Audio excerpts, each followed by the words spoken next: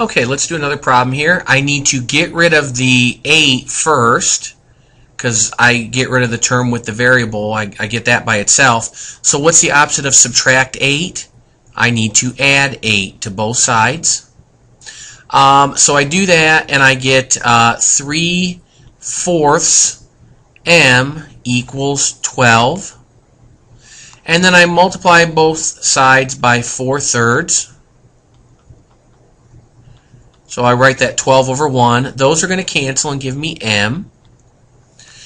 And then here, if I divide the diagonals, I get 1 and 4. So 4 times 4 is 16. And then let's check our work.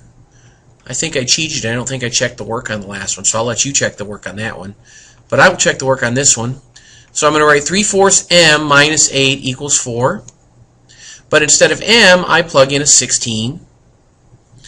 Write it as 16 over 1. Divide everything by 4. I get 1 there and 4 there. So I have 3 times 4 is 12 over 1 is just 12 minus 8 equals 4. And 12 minus 8 is just 4 equals 4. So I guess we proved that the answer we came up with, this m equals 16, actually works. And I hope you found that helpful. Let's do another one now. Okay, x over 3 minus 5 equals 10. Now this x over 3, you can think of that, well, you can think of it as 1/3 x, or, you don't have to. I guess you can just think of it as x over 3 too. But I need to get rid of this -5 first, so I'm going to add 5. And I get x over 3 equals 15. And the opposite of divide by 3 is to multiply both sides by 3. So I get x equals 45.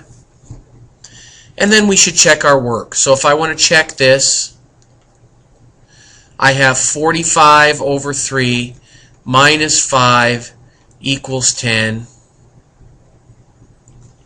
And that gives me 15 minus 5 equals 10.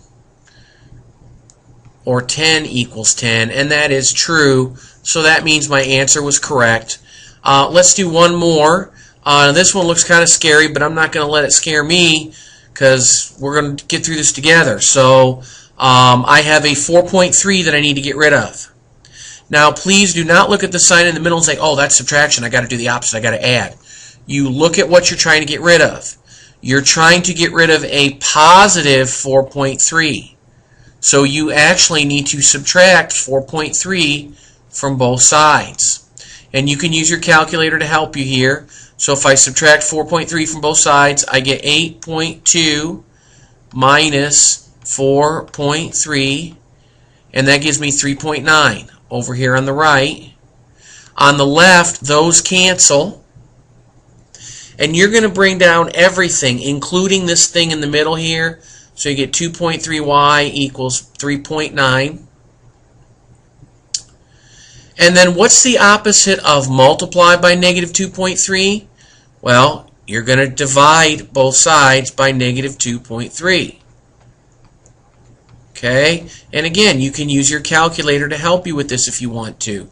So I have 3.9 divided by negative 2.3. Oh, and I get this weird repeating decimal, okay? So y equals, whoa, everything's going crazy now.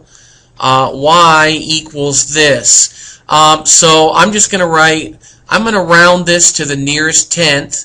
So since this 9 here, if it's, if it's 5 or greater, you make this number bigger by 1 and get rid of everything else.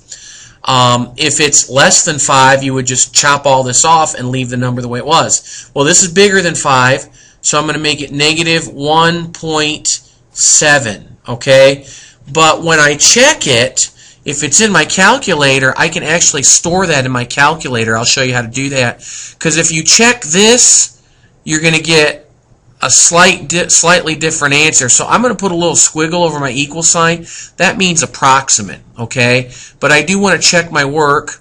So to check it, I have 4.3 minus 2.3 times this negative 1.7, actually it's 1.69, blah, blah, blah, blah, blah, blah, blah, equals 0.82, and that's what I'm checking to see. I'm going to put a question mark there because I'm checking to see if they're equal.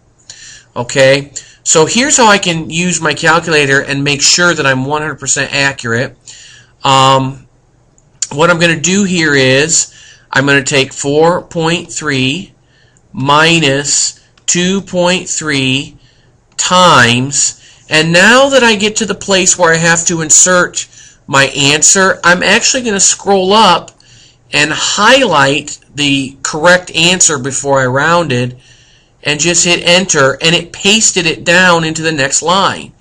And then I just hit enter and I get 8.2, and that's what it was supposed to be. It's supposed to be 8.2. So my answer before I rounded it was correct. And in the directions I will usually tell you, round it to the nearest tenth or the nearest hundredth or whatever. For rounding, just remember, when I had my original problem here and I was rounding, if you're rounding the nearest tenth, you look one beyond, and if the number's 5 or greater, make this bigger. If the number's 5 or less, keep it the same way it is and chop everything else off.